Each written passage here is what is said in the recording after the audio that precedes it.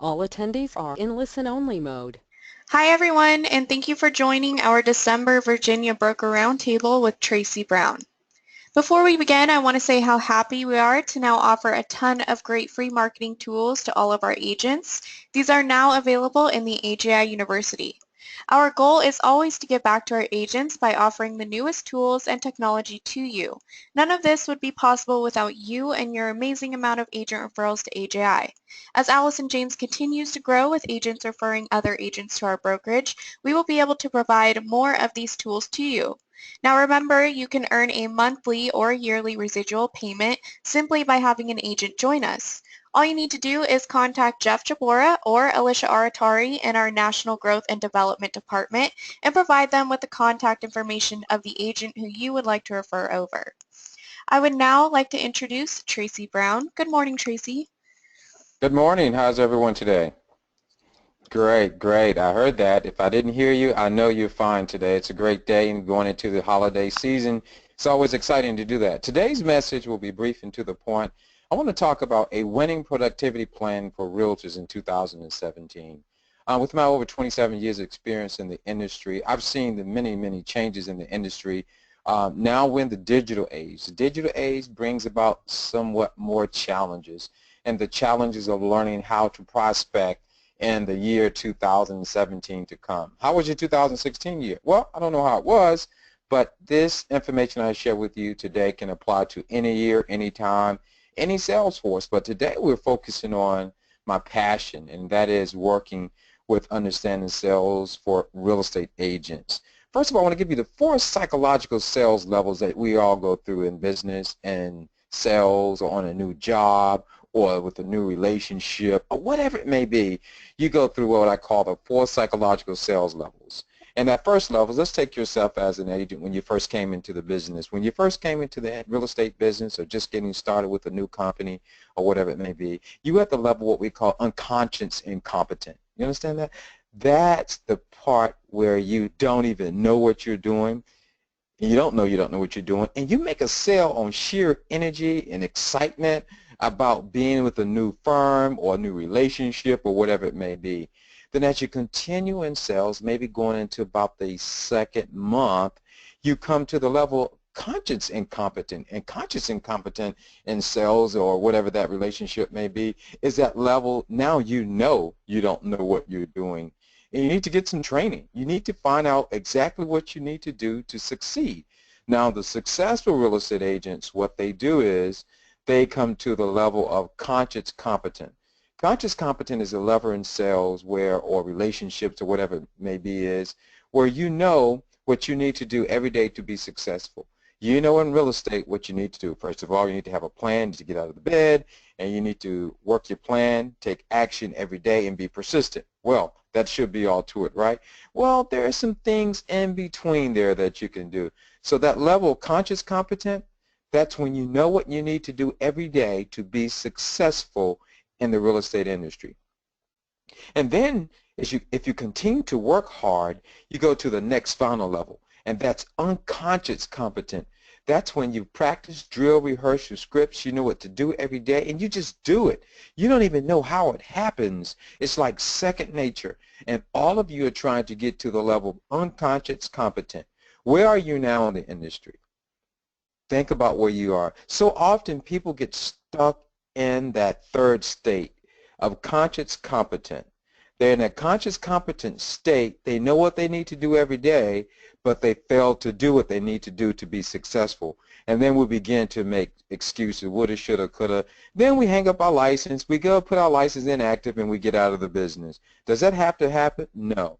If you're a new agent in the business, or if you're an agent who wants to take on a whole new action, a new attitude about life in 2017, I'm going to give you a 90-day plan right now. This is a winning productivity plan.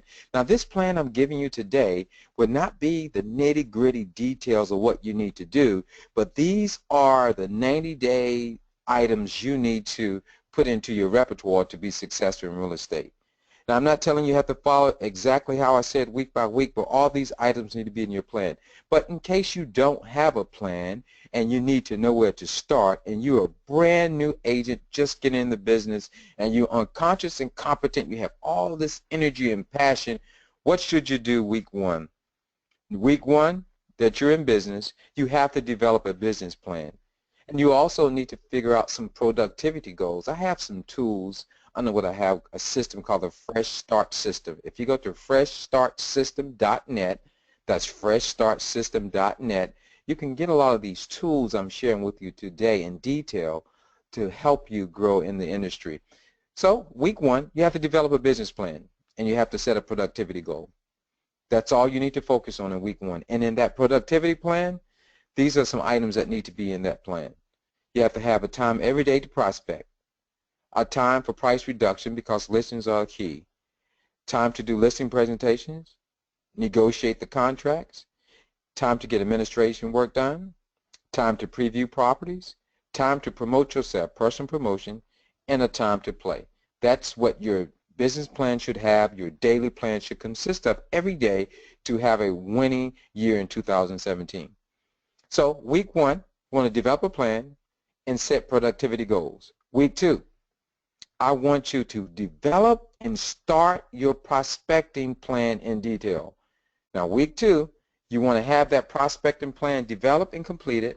Now you want to begin to start your prospecting plan. The first thing I recommend you do in a prospecting plan, if you're new in the business, even if you're not new in the business, you want to include a list of family members, friends, tradespeople, professionals that you're in regular contact with, doctors, lawyers, teachers, store owners, or whoever it may be, and send them a letter. Let them know you're with a new company such as Allison James. Also, let them know that you're in the real estate industry, the real estate business. We don't want to be secret agents. That's what I want you to do week two. Week three, I want you to follow up on all those prospecting efforts you made in week two. I want you to follow up, call them up, say, hey, I sent you a letter in the mail. I want to know, did you receive the letter? The letter was sharing with you about I'm now in the real estate industry. How can I assist you? How can I support you in the industry?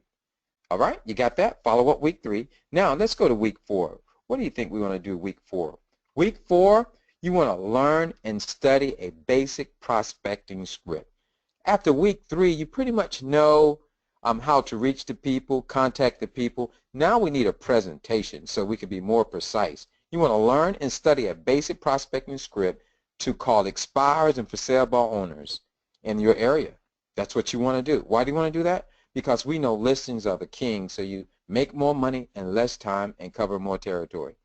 Now, week five, start thinking about a farming area, which is identifying the area that you want to market. Generally, a farm area should consist of about 200 to 300 residents, and normally it's right in your neighborhood, a convenient area that you know a lot about that area. So you want to start developing your farming area. Now, your farming area is going to be your long-term goal business. It's not going to be instant success. You may get a couple of hits and miss, but it won't be your long-term business. Week six, take your education to the next level with sales classes and training. Just like I'm giving you this productivity class and training to rouse your curiosity, to get you motivated and excited about getting deep into the business in 2017, you want to seek out sales training classes so you can learn more. If you go to freshstartsystems.net, that's freshstartsystems.net, there is a program for you, a self-paced home course for you. Week seven, you want to investigate ways that you can get involved in the community. I advise you to have some type of community service event that you're doing, just so people can get to know who you are and your presence begin to be known in that industry and that community that you're working within. Week eight, access the prospecting results you started in week 2 and 3. You want to go back to those results, the prospecting results, and you want to assess them. Once you access that information, you want to assess and see if it's working. Now, what is the definition of insanity? Doing the same thing over and over and getting the same results. So you may have to change something in week 8. You may want to tweak something that makes it more impactful so you can get more business in the industry. Week 9, all right. Now, week 9, we say listings are the name of the game. So in week 9, you want to start thinking about new listing opportunities and marketing strategies. Now you've been in a business long enough and you realize what it takes every day to be successful in the business. You want to look at some marketing opportunities for you, a new listing presentation, a new listing opportunities to get more business and marketing strategy. Week 10, you want to determine your market niche and consider some of the low-cost advertising. At this point on week 10, you've carved out or should begin to think about what is your niche. And this is what I mean by niche. This is what you're known for. If you're a first-time home buyer specialist, you're an REO specialist, you're a short sale specialist, you're a listing specialist, I'm a condo specialist, homes for elderly specials, retirement homes, I don't know what it may be. But you want to think about your little niche. This niche is something that you want to work with and try to build up. You want to start with low-cost advertising and begin to grow that, and then you will see results in long term on those. Week 11, develop a cold calling presentation for sale by owners and renters. I'm going back to those listings again, and then also we're looking at renters this time. You want to find out renters who may be looking to move out of the house that they're renting right now or the apartment complex. I used to market rental apartment complexes. Hi, I'm Tracy Brown, XYZ Company, and I'm calling to see when are you planning on moving? If you were to move, when would that be? What I'm doing, I'm just asking a general question, getting them to think, and I'm going to close them on finding out information about them and see if I can help them with their next move. You want to, week 11, you want to develop a presentation to cold call.